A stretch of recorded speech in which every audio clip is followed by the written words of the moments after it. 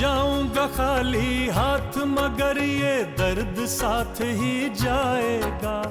जाने किस दिन हिंदुस्तां आजाद वतन कहलाएगा। बिस्मिल कहते हैं हिंदू हूँ, फिर आऊंगा फिर आके भारत माँ तुझको आजाद कराऊंगा। जी करता है मैं भी कह दूं, पर मजहब से बंध जाता हूँ। मुसलमान हूँ, पुनर्जन्म की बात नहीं कर पाता हूँ। खुदा अगर मिल गया कहीं अपनी झोली फैला दूंगा। जन्नत के बदले उससे मैं पुनर्जन्म ही मांगूंगा। हमें खजाना लूटना है तो बस लूटना है। मेरे पास एक बहुत बड़ा मंसूबा है। सहारनपुर से चलने वाली 8 डाउन ट्रेन लखनऊ तक जाती है और होता यूं है कि इस लाइन के सभी स्टेशनों पर टिकट बिक्री का तमाम पैसा हर स्टेशन पर जमा किया जाता है। मतलब गाड़ी जितना आगे जाएगी उतना ही पैसा बढ़ेगा। लखनऊ से पहले जब 8 डाउन किसी छोटे स्टेशन पर रुकेगी तो हम गार्ड के डिब्बे पे दावा बोलकर संदूक से खजाना लूट लेंगे। तो ये तय रहा कि हम आने वाले दिनों में लखनऊ से चलने वाली 8 डाउन में रखा हुआ खजाना लूटेंगे।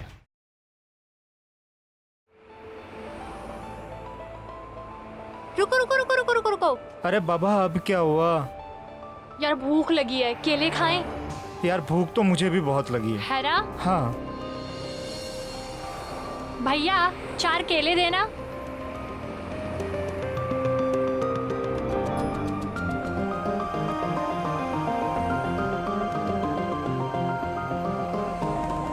पता नहीं यार अशरफ ने कुछ खाया भी होगा कि नहीं। हाँ यार तुम बिल्कुल ठीक कहती हो। वो अपने प्रोजेक्ट में आजकल इतना बिजी है, ना उसे खाने की सुध है ना पीने की। बिल्कुल। भैया 1 दर्जन केले और पैक कर देना। आज मैडम पैक कर दे रहे हैं। इसमें डाल देना। ये लीजिए। और कितने पैसे हुए वो भी बता देना भैया। सर हो गया आपका टोटल 55 रुपीज।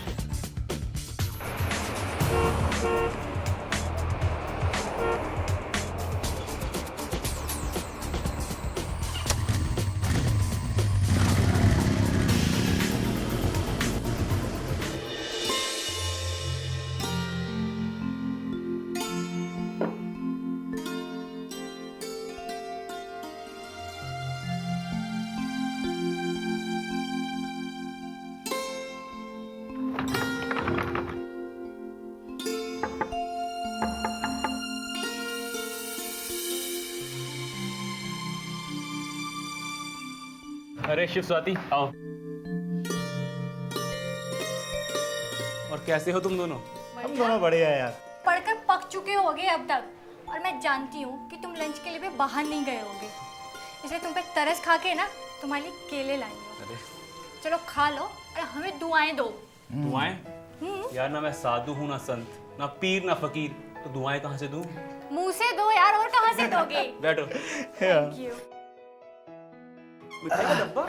हाँ वो मैं शादी में गई थी ना, उसी की मिठाई। अच्छा अच्छा अच्छा। यार खाने के लिए, रखने के लिए नहीं है। ओके ओके खा रहा हूँ। हाँ यार हद है यार। ये लो तुम भी खाओ। अरे यार हम लोग खा कर के आए, खूब पेट भरा हुआ टन है। अब ये तू खा। अरे यार अकेला खाऊं? और क्या। वैसे तुझे याद है ना कि स्वाति हमें पिक्चर दिखा रही है, 6 बजे चलना है। पढ़ाकू राम याद रखना। हाँ हाँ भाई अभी बहुत वक्त है, ये सब मालूम है। पिछली बार तुमने काकोरी ट्रेन रॉबरी में डाका डालने तक के सिनॉप्सिस लिख लिए थे, अब कहाँ तक पहुंचे? डाका डालना मतलब संदूक तोड़कर रुपए निकालने के बाद क्या हुआ? यार ये काकोरी रेल डकैती का किस्सा भी कमाल है। न जाने क्यों एक दास्तां सा लगता है।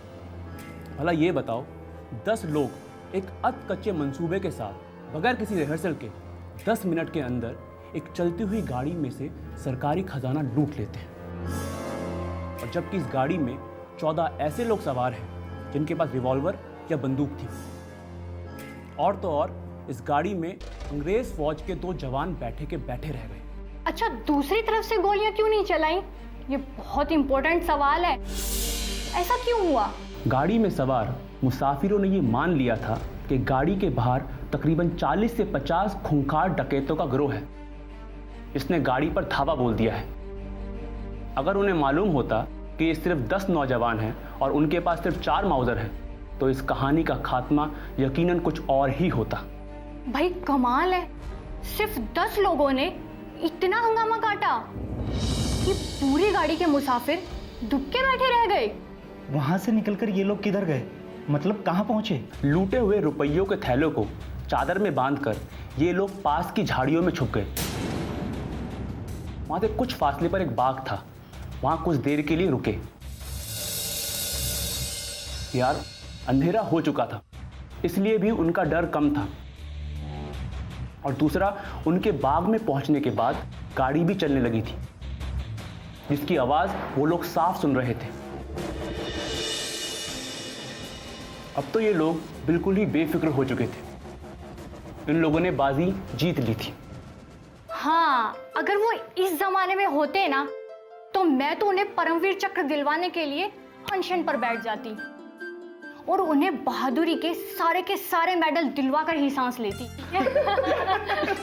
यार आगे क्या हुआ? यार तुम मिठाई तो खाने दो, मैं कितनी दूर से लेके आई हूँ। अरे यार केला खा तो लिया, मिठाई खा के क्या करेगा? तो क्या वो मिठाई तुम्हारे लिए है? अरे मैं तो खाता ही हूँ। तुम खाते ना तो भी मैं तुम्हें नहीं देती। झगड़ो मत, मैं खा रहा हूँ। लो स्वाति, तुम खाओ। नहीं यार, मैंने बहुत खा लिया, तुम खाओ। थोड़ी तो ले ले यार। अच्छा, ले भाई, ये तुम्हारे लिए है। खाने दे यार। ये अच्छा, क्या है यार? खा लो। हाँ, अब तो मैं पूरा लड्डू ही खाऊंगा। यार आगे क्या हुआ? हाँ, सरकारी लाल चमड़ों के थैलों में से रुपयों को निकाल कर चादर पर रखा जाने लगा और थैलों को एक जगह जमा किया जाने लगा। ये काम रेलवे लाइन से हटकर आम के बाग में किया। तो उन थैलों को कहाँ छुपाया गया था? वहां से लखनऊ आते हुए रास्ते में कई बरसाती नाले थे। क्योंकि बरसात का वक्त था, इसलिए बरसाती नालों में पानी भरा हुआ था। उनके थैलों को बरसाती नालों में डालकर मुकंदी लाल लाठी से कीचड़ में दबा दिया करते और ऐसा करते हुए वो कहते, जय गंगा मैया की। तो क्या नोटों की गिनती उसी जगह की गई थी? नहीं, क्योंकि अंधेरा हो गया था तो इसलिए थोड़ी हड़बड़ाहट भी थी। उन्होंने जल्दी जल्दी थैलों को खाली किया, लेकिन उन्हें इस बात का अंदाजा हो गया था कि इससे उनके जितने भी कर्ज हैं वो सब उतर जाएंगे और पार्टी के मंसूबों में कई एक नए काम शुरू कर दिए जाएंगे, जिसका उन्हें अरमान था और ऐसा हुआ भी। वो लोग डाके के बाद काकोरी से लखनऊ गए या वापस आ गए? हाँ, ये उसी रात लखनऊ में दाखिल हुए, क्योंकि लखनऊ वहां से ज्यादा दूर नहीं था। लेकिन कमाल की बात यह थी कि जब ये लोग लखनऊ में दाखिल हो रहे थे तो किसी के चेहरे पर भी ना खौफ था ना डर। अगर वो डरपोक होते तो इतना बड़ा कारनामा कैसे कर पाते? भाई कमाल का जोश था इन सब में। अरे उसी जोश और बहादुरी के कारनामे तो आज मशहूर हैं, लेकिन तुम मुझे उलझाओ मत, हमें पिक्चर चलना है यार। चलो खड़े हो यार। ये प्रोग्राम तुम कल भी बना सकते हैं ना, मुझे कहानी सुनने दो ना। यार देख, मेरा प्रोग्राम खराब मत करो यार, मैंने पिक्चर का प्रोग्राम बनाया हुआ है यार देखो, तुम आपस में डिसाइड कर लो कि पिक्चर जाना है या कहानी सुननी है। डिसाइड हो चुका है, तुम कहानी सुनाओ। नहीं यार, पिक्चर का है। चुप, सुनाओ। वो सब लोग अपनी अपनी राह पकड़कर अलग अलग चले गए। अगली सुबह अशफाक उल्लाह खां गर्मा गर्म जलेबी लेकर उस धर्मशाला में पहुंचे जहां बिस्मिल ठहरे हुए थे।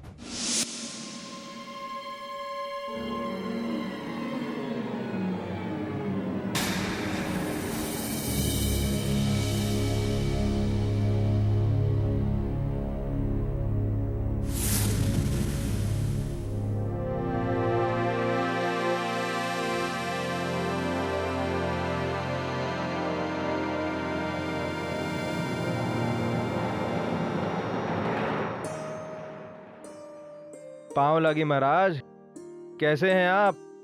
कृपा है प्रभु की। और सब कुशल मंगल तो है ना? जी सब कुछ कुशल मंगल है, तभी तो हम आपके लिए गरम गरम जलेबियां लेके आए हैं। वाह वाह वाह। अरे लीजिए खाइए ना। भाई खाते हैं।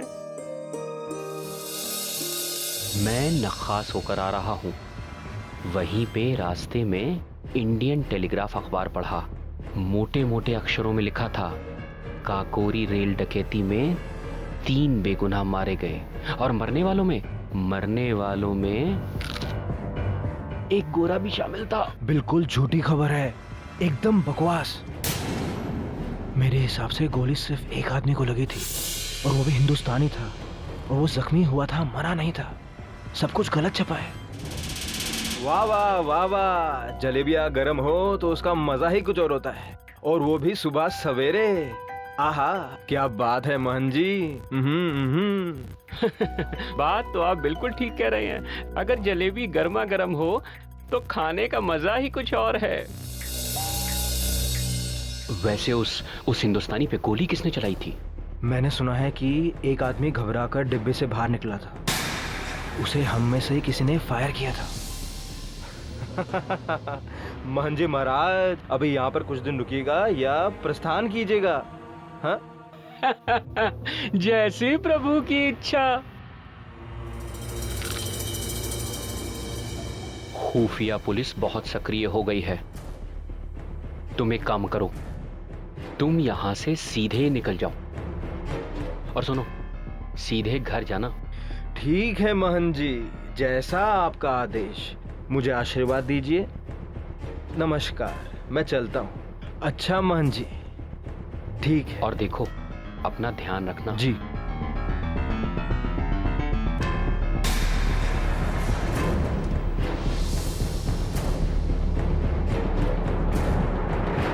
सब लोग घबराए हुए थे कि कहीं कोई पुलिस के हत्थे ना चढ़ जाए, और मुकंदी लाल पुलिस से बचने के लिए बख्शी के साथ अपनी बहन के घर जा पहुंचे। भाई मुकंदी लाल, आपका यूं अचानक आना, वो भी अपने मित्र बख्शी जी के साथ आना, हमें बहुत अच्छा लगा। क्या बात कर रहे जीजा जी, इतनी दूर लखनऊ आकर आपसे और दीदी से बिना मिले लौट जाता, ऐसा कैसे हो सकता है? पर ये तो अभी तक आपने बताया नहीं कि लखनऊ किस सिलसिले में आना हुआ था। नौकरी के लिए। वो क्या है कि इंटर कॉलेज में जूनियर लेक्चरर की जगह के लिए इंटरव्यू था। बख्शी भी इसी काम से वहाँ आए थे। वहीं मेरी इनसे भेंट हुई। मैंने सोचा इन्हें भी अपने साथ आपके यहाँ ले चलूं। ये तो मेरे बहुत पुराने मित्र हैं। जीजा जी, मैंने सुना है कल चलती गाड़ी में डकैती पड़ी। हाँ, कुछ समझ में नहीं आता, चोरी डकैती की वारदातें बढ़ती जा रही है। मेरे एक दोस्त खुफिया महकमे में आला अफसर हैं। वो बता रहे थे कि ये काम आम डकैतों का नहीं है, इसे जरूर उन लोगों ने अंजाम दिया है जिन्होंने चोरा चोरी थाने में आग लगाई थी। यानी इसके पीछे बागी लोगों का हाथ है। सुना है डकैती में दोनों तरफ से घंटों खूब गोलियां चली। अरे जाने क्या क्या सुनने में आ रहा है। कोई कहता है 2 मरे, कोई कहता है 4।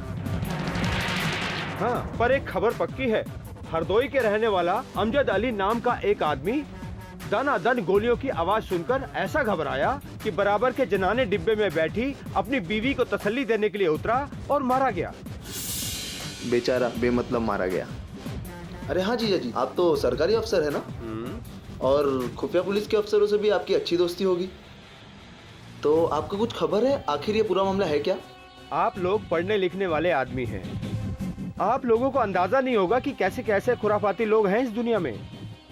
अब बताइए, सरकारी खजाना लूटना कोई मजाक है? और वो भी अंग्रेज बहादुर का सरकारी खजाना। पुलिस पूरे सूबे में चप्पे चप्पे की तलाशी कर रही है। बस 2-4 दिन में धरपकड़ शुरू हो जाएगी। 2-1 ऐसे हाथ लग गए इन अंग्रेजों के, 2 डंडा खाकर सच्चाई उगल देंगे। समझ लीजिए, इसके बाद सरकार का काम एकदम आसान हो जाएगा। बाकी मुझे बताया गया है कि 30-40 बागी थे इस डकैती में। अरे छोड़िए जीजा जी, चाहे चोरी हो, डाका पड़े या बम फटे, हमें क्या लेना देना। कोई पकड़ा जाए या ना पकड़ा जाए। क्यों बख्शी भाई, सही कह रहा हूँ ना मैं? इन सब चीजों से हमें क्या लेना देना। हाँ, क्यों पड़े? अरे भाई, अंग्रेजों के राज में इतनी बड़ी बात हो जाए और कोई पकड़ा ना जाए, भाई कैसी बात करते हो? पुलिस ने चारों ओर जाल बिछा रखा है अपने मुखबरों का। देख लेना, कल शाम तक ही हर शहर कस्बों के थानों, रेलवे स्टेशनों और तहसील कचहरियों में सरकारी इश्तिहार चिपके होंगे कि सरकारी खजाने की डकैती के मुतालिक किसी भी मुलजिम को पकड़वाने या खबर देने वाले को सरकार की जानिब की ओर से 5,000 रुपए का नकद इनाम मिलेगा। फिर क्या होगा, कुछ लोग मेंढक की तरह उछल उछल कर नाम उगलने लगेंगे। वहाँ मैंने अजब ही हाल देखा। ज्यादातर लोग खुश होकर एक दूसरे को बता रहे थे, देखा बहादुरों ने कैसे चलती गाड़ी से सरकारी खजाने को दंगे की चोट पर लूट लिया। अरे भाई, अंग्रेजों के पास भी ऐसे लोगों की पूरी फौज है जो उनके तलवे चाटने का बहाना तलाश करते रहते हैं। ये राय बहादुर और खान बहादुर बनने के लिए कुछ भी करने को तैयार हैं। उनकी तादाद भी कम नहीं है। अरे छोड़िए, चाय आ गई।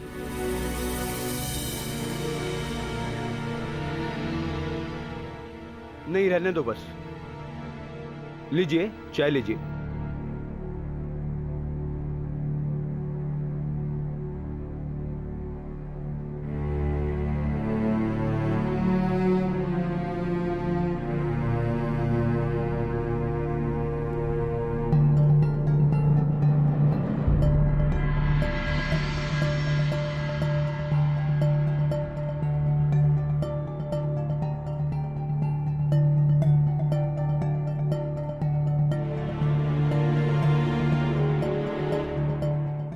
मुकंदीलाल के जीजा को जरा भी शक नहीं हुआ कि वो लोग वारदात करके आए हैं? अरे यार, ये क्रांतिकारी भी ना एक्टरों के एक्टर थे यार। एक्टर से याद आया, तुम लोगों ने मेरी फिल्म निकलवा दी यार, मेरा मूड खराब कर दिया यार। अच्छा यार, चलते हैं अभी। हैं ठीक है यार। अच्छा एक बात बता, खाना कहाँ खिलाया?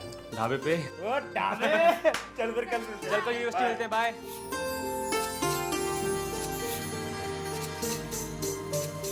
यार ये लड्डू तो वाकई में बहुत टेस्टी भाई।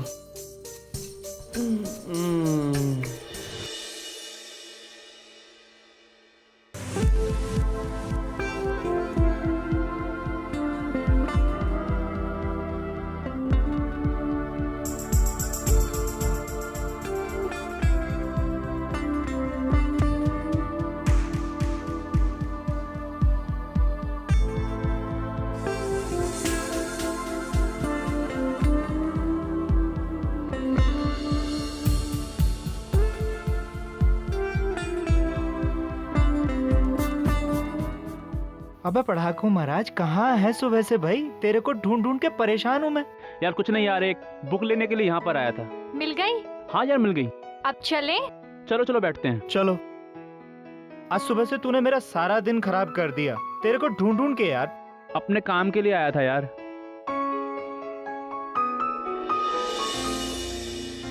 ओह गॉड। अच्छा तुम दोनों ये बताओ कि मुझे ढूंढ क्यों रहे थे? वही पुरानी बात याद आ गई। अच्छा अशरफ, तुमने तो हमें बताया ही नहीं यार कि तुम्हारी असली खोज कहाँ तक पहुँची है। मेरा मतलब है अशफाक, विस्मिल और उसके दोस्त फरार हो गए या पकड़े गए?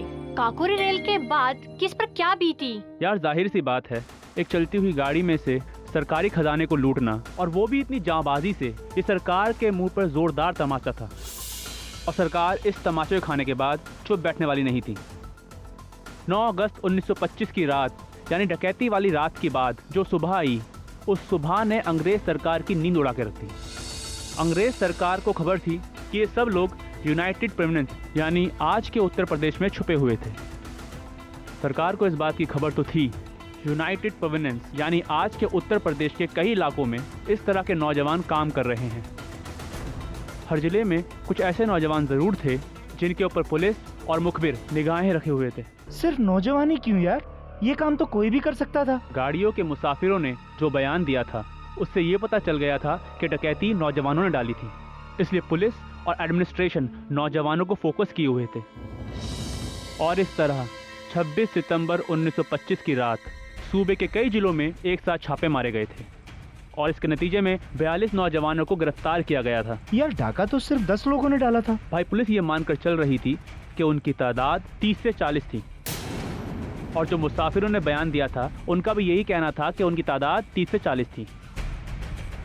इसी के चलते इलाहाबाद, लखनऊ, बनारस और मैनपुरी वगैरह में छापे मारे गए। और 42 नौजवानों को पकड़ा गया। इसका मतलब उनमें से कई ऐसे रहे होंगे जो बिल्कुल बेकसूर थे। हाँ यार, गेहूं के साथ खून भी पिस जाता है। भाई योगेश चंद्र चटर्जी तो किसी और मामले में 1924 में गिरफ्तार हुए थे। 9 अगस्त 1925 में वो जेल में ही थे, लेकिन पुलिस ने उन्हें भी इस केस में शामिल कर लिया। तो 26 सितंबर 1925 को सभी गिरफ्तार कर लिए गए, वो भी एक साथ। उस रात ठाकुर रोशन सिंह, बनारसी लाल, इंदु भूषण और राम प्रसाद बिस्मिल गिरफ्तार हो गए, जबकि अशफाक उल्ला और चंद्रशेखर आज़ाद वगैरह फरार हो गए। बेचारे बिस्मिल तो आराम से गिरफ्तार हो गए। मतलब बिस्मिल चुपचाप बिना किसी हंगामे के गिरफ्तार हो गए और उनके घर की तलाशी भी नहीं हुई। हाँ। तलाशी हुई, उनको गिरफ्तार कर एक टुकड़ी थाने चली गई और दूसरी टुकड़ी घर की तलाशी लेने लगी। उनके घर से कुछ मिला? मतलब नोटों की गड्डियाँ या हथियार वगैरह? उनके घर से कुछ नहीं मिला, ना ही हथियार और ना ही रेलवे वाले नोट। फिर पुलिस ने जुर्म किस बिना पे साबित किया यार? घर से राम प्रसाद बिस्मिल के हाथों लिखी हुई चिट्ठियां उनके हाथ लग गईं, जिन्हें सुबह पोस्ट किया जाना था। इन चिट्ठियों पे राम प्रसाद बिस्मिल के नाम की जगह कहीं रुद्र, कहीं महंत, कहीं आनंद प्रकाश परमहंस लिखा था। इससे पुलिस ये जान गई कि इन सभी नामों का मतलब राम प्रसाद बिस्मिल था। राम प्रसाद बिस्मिल को हथकड़ी कब लगाई गई थी? उन्हें बिना हथकड़ी लगाए पहले कोतवाली भेजा गया और फिर वहीं से जेल भेज दिया गया। कोतवाली में उनकी जमानत देने कौन आया था? वहाँ कोई नहीं आया था और ना ही कोई जेल में उनकी कोई सुध लेने आया था। कई दिनों तक तो उन्हें खबर भी नहीं थी कि कहाँ छापे पड़े, कौन कौन पकड़ा गया, किस पर क्या बीती। ऐसा भला क्यों हुआ यार? एक तो अंग्रेज सरकार का खौफ और दूसरा चोरी डकैती में पकड़े जाने वाले लोगों का समाज में साथ देने वाला कौन होता है। हम आज भी ऐसे लोगों से अपना दामन बचाते हैं। उस वक्त भी यही साइकी थी। पेट में चूहे कूद रहे हैं यार। और आज आपने हमें किसी ढाबे पर लंच कराने का वादा किया था, अशरफ उल्ला खान साहब, और अगर आपकी इजाजत हो तो यहाँ से ढाबे की तरफ रुख किया जाए। चलिए चलें। चल। ओके।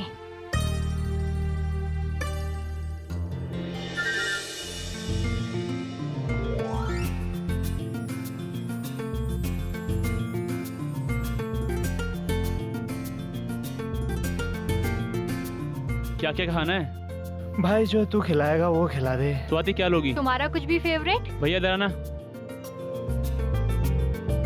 हाँ जी बोलो जी। क्या क्या है? हाँ जी, शाही पनीर है, मटर पनीर है, कढ़ाई पनीर है, चना मसाला है, दाल मखनी है, दाल फ्राई है, मिक्स वेज है, पालक पनीर है। हाँ एक काम करो। हाँ बताइए, आप बताइए। एक काम करो, एक दाल मखनी, एक शाही पनीर, एक मिक्स वेज। Mix veg. रोटी कितनी खाएगी? एक। और तू? 2 और 4, 5 रोटी। 5 रोटी और मिक्स वेज, हाँ, दाल मखनी, हाँ, शाही पनीर, हाँ, और एक दही। एक दही। ठीक है जी। अच्छा, उसके बाद क्या हुआ यार, जो अपनी कहानी चल रही थी? हाँ, एक रात फसाहत उल्ला अपनी पूरी टीम के साथ अशफाक उल्ला खान के घर पे उन्हें गिरफ्तार करने जा पहुंचा।